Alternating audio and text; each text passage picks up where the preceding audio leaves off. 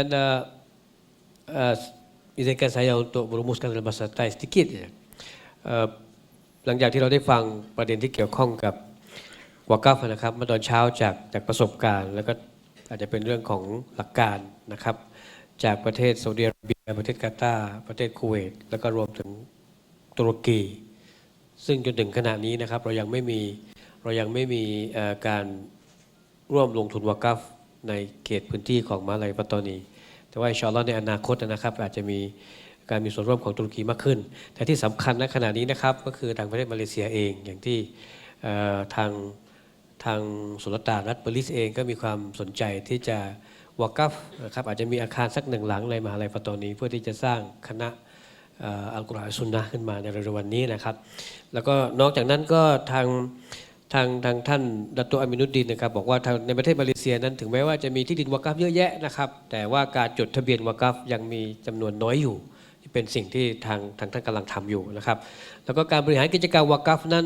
จะเป็นภารกิจของสุลต่านเนื่องจากว่าการบริหารกิจการศาสนานั้นจะอยู่ภายใต้คณะกรรมการกิจการศาสนาอิสลามที่อยู่ที่รัฐต่างๆดังนั้นสุลต่านจึงเป็นผู้ที่มีอามานะห์ในการดูแลเรื่องของวากัฟโดยตรงที่น่าสนใจก็คือณขณะนี้นะครับมีการร่วมลงทุนระหว่างรัฐซึ่งหมายถึงรัฐที่มีสุลต่านเป็นผู้บริหารกิจการวากัฟได้ร่วมลงทุนกับภาคเอกชนนะครับแล้วก็ผลกำไรของการลงทุนนั้นก็จะกลับไปสู่รัฐก็คือกลับไปสู่กองทุนวากัฟเพื่อที่จะให้มีการดำเนินการต่อไปนะครับซึ่งท่านก็ได้พูดถึงมีมนาราอัมโดที่กัวลัมเปอร์ก็ที่จะลัมเประนะครับ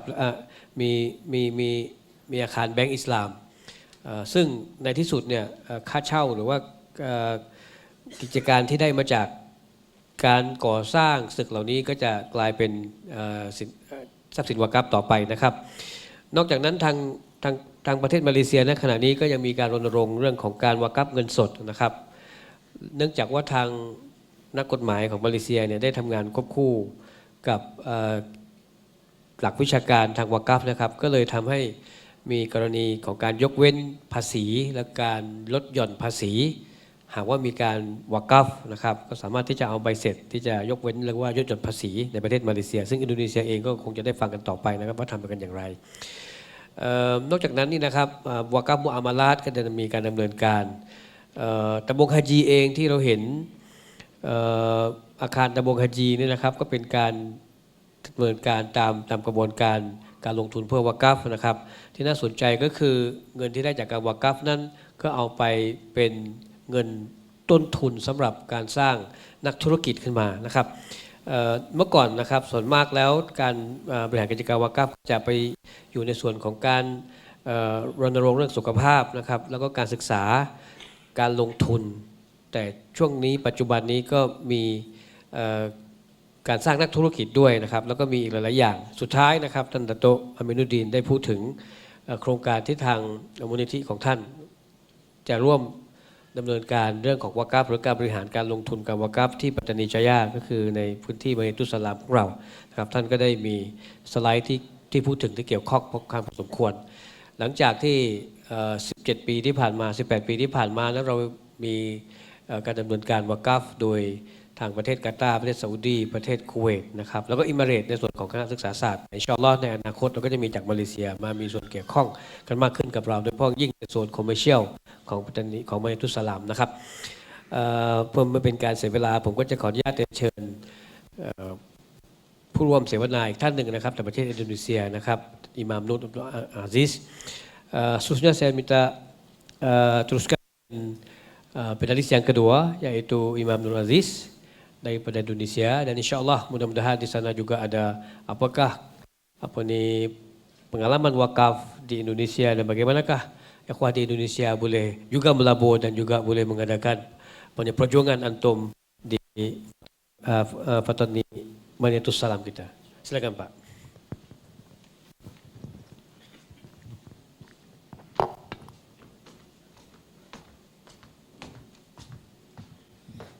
Bismillahirrahmanirrahim. Assalamualaikum warahmatullahi wabarakatuh.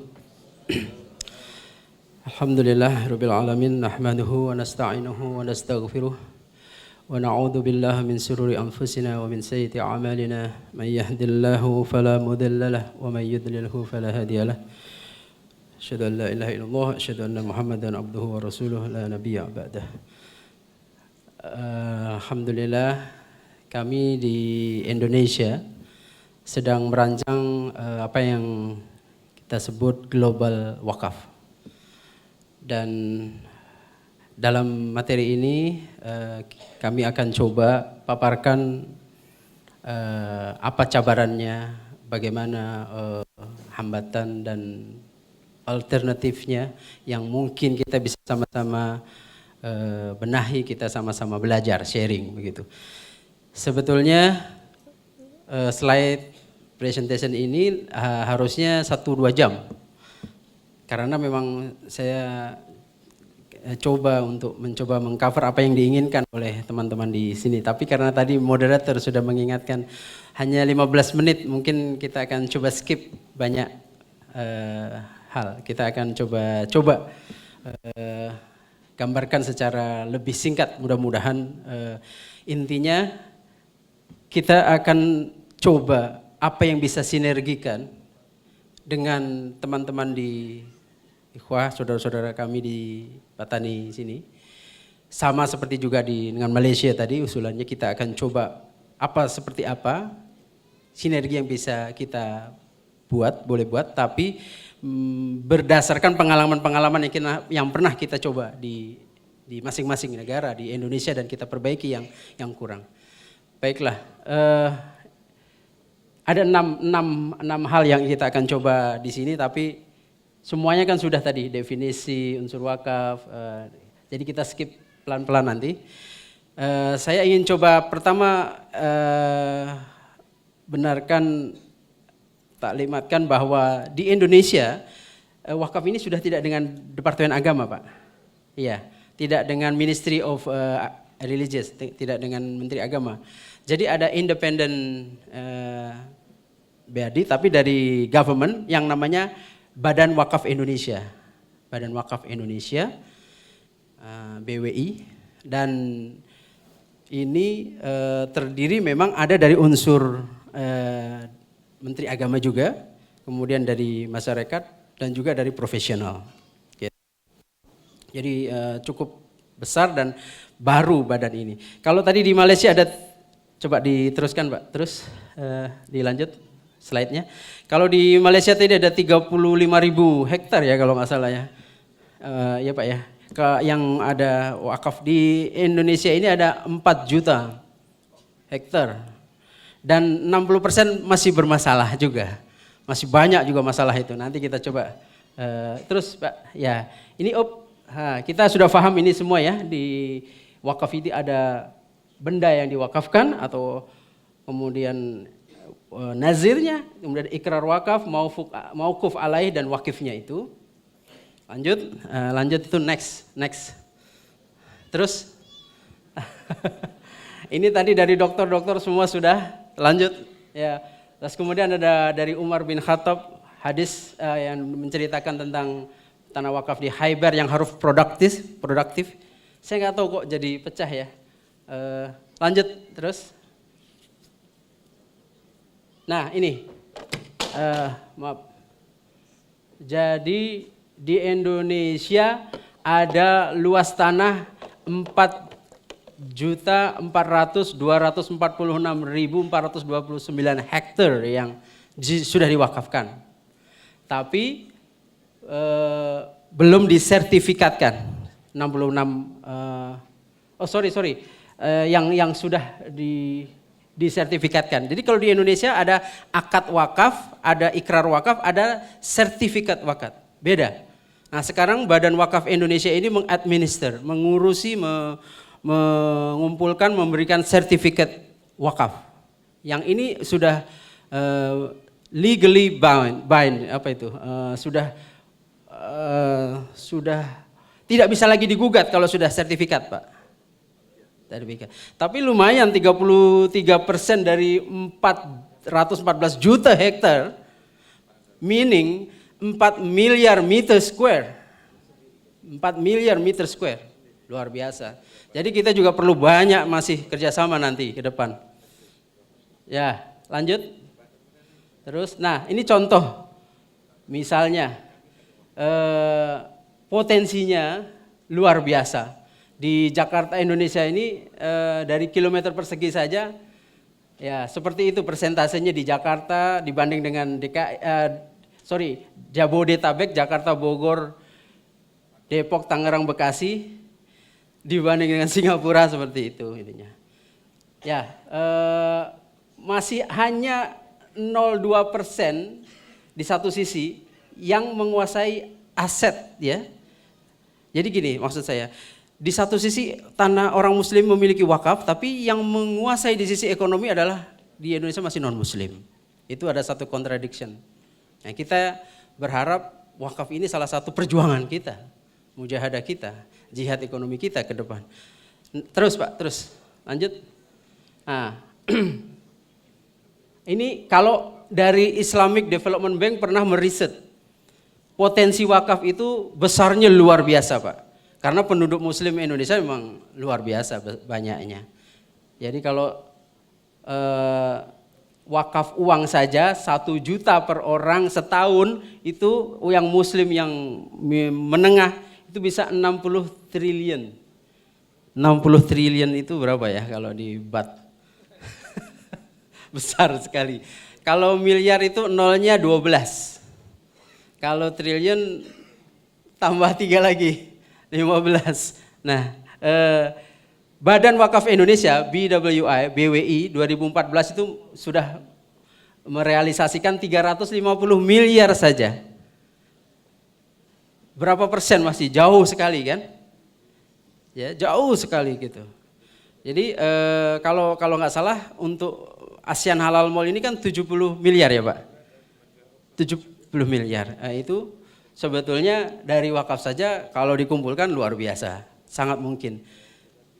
Nanti saya akan tunjukkan di Indonesia kita juga sudah mulai satu proyek dengan Islamic Development Bank yang 35 juta US dollar. Jadi kalau di Patani Jaya butuh 90 juta dolar, kita coba bagaimana nanti coba sinergikan. Lanjut Pak. Next. Nah, biasanya memang hanya ini, pemakaman, masjid. Ini sudah majority like that. Kita tidak akan bicara ini. Lanjut. Next. Nah, ini permasalahannya sama seperti yang diungkapkan teman kita, saudara kita dari Malaysia. Sama. 90% peruntukan tanah ini masih masjid, kuburan, pemakaman ya, pendidikan. Dan kurang sosialisasinya wakaf tunai tadi, cash wakaf itu. Masih adanya perbedaan pendapat, kemudian dukungan dari lembaga keuangan masih belum. Dan terjadinya ruil selah. Ruil selah itu tanah wakaf dikembangkan, diambil, kemudian dipindahkan ke daerah lain. Nah ini terjadi juga di tempat-tempat yang economic strategis gitu. Ini harus kita selesaikan juga persoalan ini. Jadi kadang yang nilai ekonomisnya tinggi dipindahin di desa di ujung sana. Nah itu kan tidak bisa ekonomis lagi.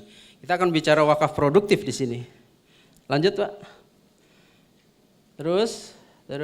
Nah, ini kalau dari sisi cash, ini sudah di Indonesia sudah banyak yayasan yang mengembangkan wakaf tunai ini.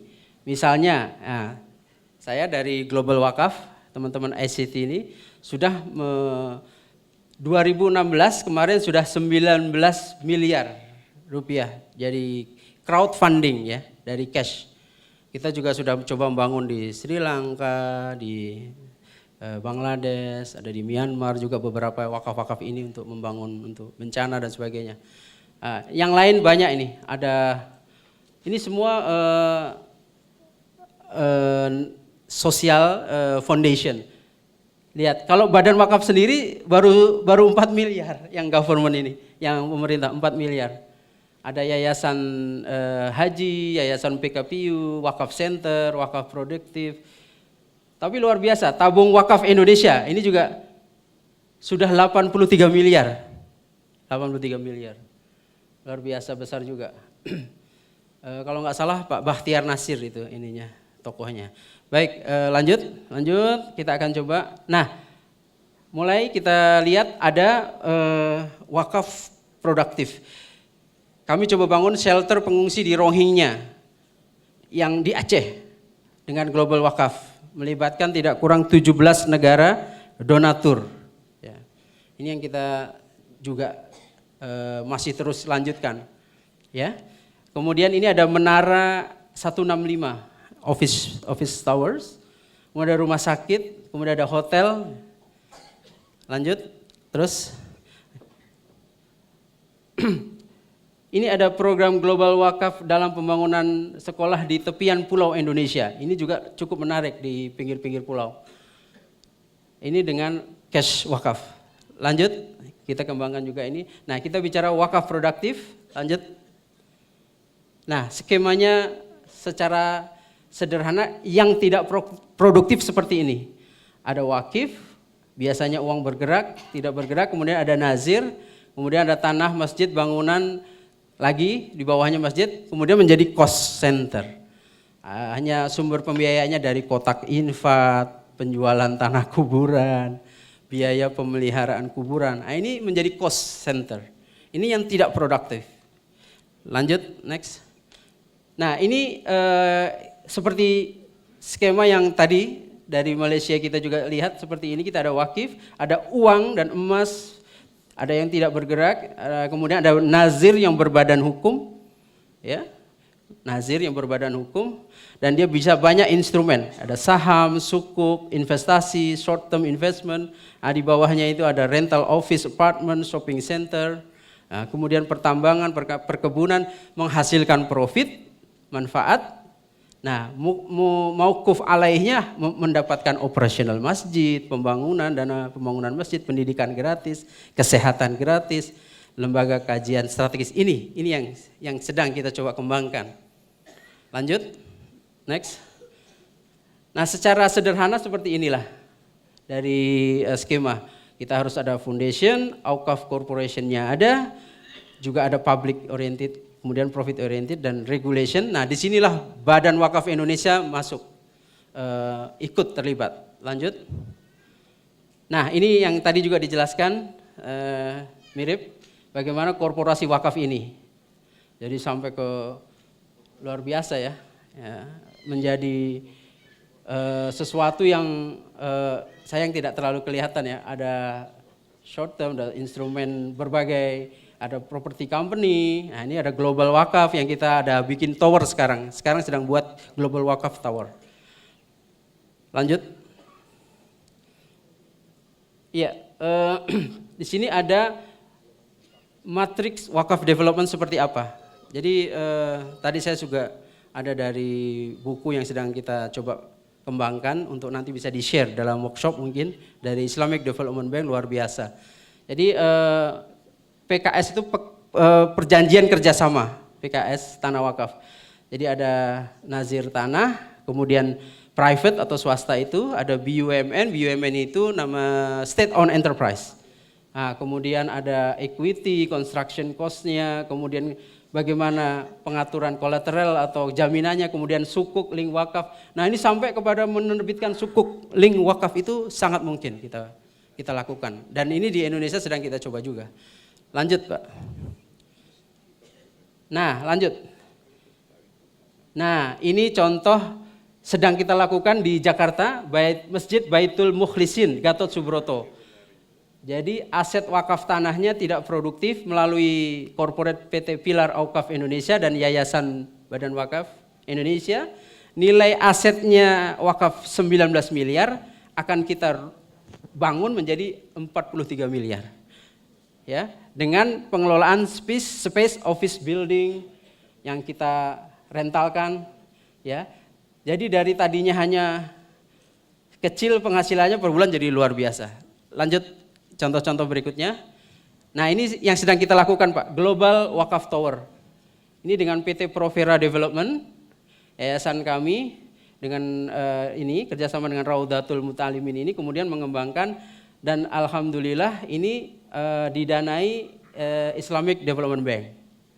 Ini salah satu nanti yang kami tawarkan, coba bagaimana Patani Jaya Holding, kemudian wakaf ini bisa juga kita sinergikan dengan teman-teman di sini. Bagaimana raise fund-nya? Mudah-mudahan. Lanjut Pak. Nah ini contohnya dari yang wajahnya kumuh, sekolahnya jadi seperti ini, nanti akan dibangun seperti ini. Dibangun seperti yang di sebelah paling kiri. Minta doa teman-teman sekalian, amin. Amin. Lanjut Pak. Nah, ini teman-teman waktu di IDB beberapa bulan lalu, sign MOU. Lanjut. Nah di Tanah Abang, saya mungkin ingat teman-teman pasti sering dengar ya Tanah Abang. Nah, di Tanah Abang itu ada Yayasan Said Naum. Itu nilainya besar sekali tanah di sana itu, tetapi tidak produktif. Nah makanya kita akan bantu dengan membuat mixed use. Ada mixed use development untuk rental office, service apartment, mall, ya, yang nilainya luar biasa 500 miliar, sumber dana juga dari IDB. Ini sedang on progress Pak, sedang on progress. Ini seperti ini hanya masjid tua nanti akan menjadi seperti itu. Ini lanjut. Nah ini gambaran seperti ini. Seperti di sinilah Patani Jaya. Mudah-mudahan, amin. Nah ini di Tanah Abang yang bekas masjid tua, Yayasan Said Naum. Ada luar biasa 4 triliun asetnya. Lanjut. Nah ini juga contoh tanah wakaf yang dikelola lumayan baik. Lumayan tuh oke lah. Cukup lah. Kafilah International Islamic School, semuanya dari wakaf. Dari sebuah corporate kecil kemudian mengembangkan wakaf untuk sekolah. Lanjut. Next. Oke. Ini untuk membuka minda kita, mindset kita tentang bagaimana di negara lain. Silakan. Lanjut, Pak. Yang paling dekat sederhana dari Malaysia. MUIS dengan waris wakaf real estate service, kita sering dengar. Lanjut Pak.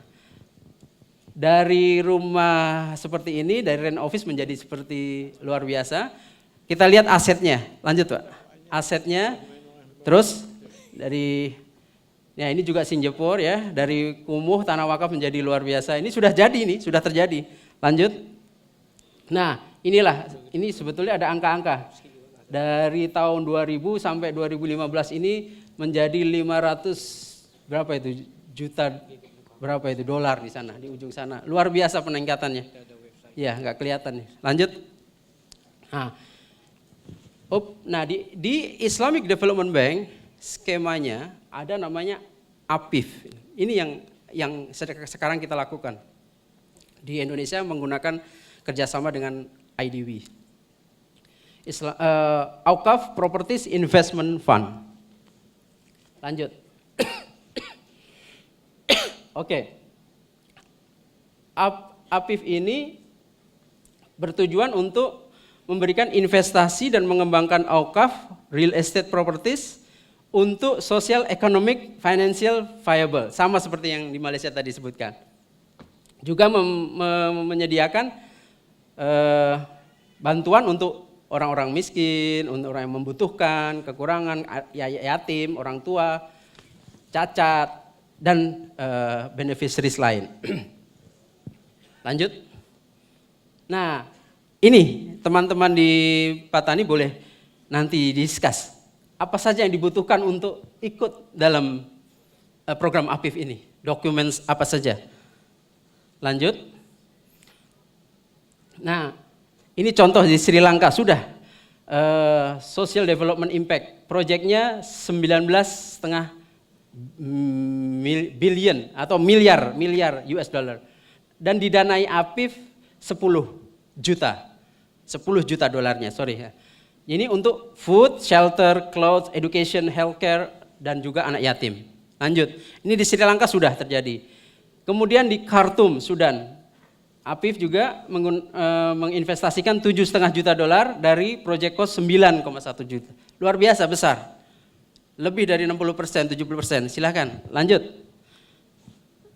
Nah, ini juga di Bangladesh, Chittagong University. Kosnya 5,5 juta dolar, APIF dari IDB 4 juta US dollar. accommodation, food, books, loans to the needy student, beasiswa atau scholarship, dan juga riset kurikula. Lanjut. Jangan dibayangkan hanya di negara miskin, ternyata di UK juga membiayai. Dari 28 juta dolar dibiayai 11 jutanya oleh Apif ini. 2 menit Pak ya. Sudah cukup? 2 menit. 2 menit, oke. Lanjut, sedikit lagi. Juga ada di Germany. Di Germany juga 13 juta dibiayai 6,4 juta karena negara cukup maju kan. Dia untuk macam-macam juga kegiatannya, social, congregation. Lanjut. Kemudian juga di Egypt 38 juta dolar dibiayai 10 juta dolar. Juga untuk income support to Center Al-Azhar. Ya. Juga untuk 50.000 pelajar asing. Lanjut Pak. Nah ini yang sekarang di Indonesia 20 juta dolar, Apif membiayai 15,5 juta dolar. Minta doanya Maret 2017 kita groundbreaking. Ini groundbreaking untuk awal pembangunan ini. Untuk accommodation, food, books, research, Islamization, scholarship juga. Ini gedungnya yang seperti itu. Mudah-mudahan. Lanjut. Oke. Semoga Allah meridhai mujahadah kita. Assalamualaikum warahmatullahi wabarakatuh. Waalaikumsalam warahmatullahi wabarakatuh. Maaf karena saya diadakan bukan amaran, bahkan satu launching ya. Sebenarnya mungkin 44 slide itu bisa dibicarakan selama 2 jam 3 jam Pak ya. Dan yang bagusnya itu datangnya dengan contoh-contoh wakafในtempat lain. ถึงแม้ว่าเราจะรับฟังจากประเทศอินโดนีเซียแต่ว่าท่านก็ได้พูดถึงโครงการร่วมระหว่างพี่น้อง Global Wakaf ของอินโดนีเซียกับทาง IDB นะครับซึ่งของเราเองก็ไม่มีส่วนเกี่ยวข้องกับ IDB นะครับธนาคารอิสลามเพื่อการพัฒนาต้องไม่ลืมว่าวิทยาเขตแรกของเราที่ยะลาวิทยาเขตปารามิแตเริ่มต้นด้วยอาคารที่ได้มาจาก IDB 5 อาคารแล้วกันนะครับนั่นเป็นจุดเริ่มต้นแล้วก็เริ่มมาที่วิทยาเขตสโรงเราก็มีอาคารที่ได้รับการบริจาคมาจากหลายๆประเทศนะครับแล้วก็จะเดินทางต่อไปยังเมตุสลามซึ่งท่านอธิการก็คงจะได้พูดคุยหลังจากนี้นะครับในส่วนของประเทศอินโดนีเซียนั้นก็มีรายละเอียดที่เหมือนและก็ต่างกับประเทศมาเลเซียพอสมควรแต่เนื่องจากว่าเวลาไม่อำนวยในการที่จะสรุปให้ท่านได้เห็นภาพก็อยากจะบอกเพียงแค่ว่าในรายละเอียดนะครับที่เราสามารถเรียนรู้ได้จากประเทศที่มุสลิมเป็นชนส่วนใหญ่เช่นอินโดนีเซียมาเลเซียเราสามารถที่จะเอารายละเอียดเหล่านั้นเพื่อที่จะมาเทียบเคียงกับกระบวนการบริหารจัดการวากัฟในประเทศไทยที่ไม่ได้เกี่ยวข้องกับภาครัฐได้เลยแต่ในขณะเดียวกันในส่วนที่เกี่ยวข้องกับภาครัฐหรือในส่วนที่เกี่ยวข้องกับการผลักดันนโยบายโดยเฉพาะยิ่งการยกเว้นหรือการยกเว้นหรือว่าการยกเลิกภาษีสำหรับผู้ที่จ่ายซะกาตหรือผู้ที่จ่ายวากัฟนั้นก็คงจะต้องดำเนินการโดยที่เอาเคสสตัดดี้ดีๆจากมาเลเซียอินโดนีเซียและประเทศที่ไม่ใช่มุสลิมเป็นส่วนใหญ่ที่ก็ทำได้ดีมากกว่าเรานะครับ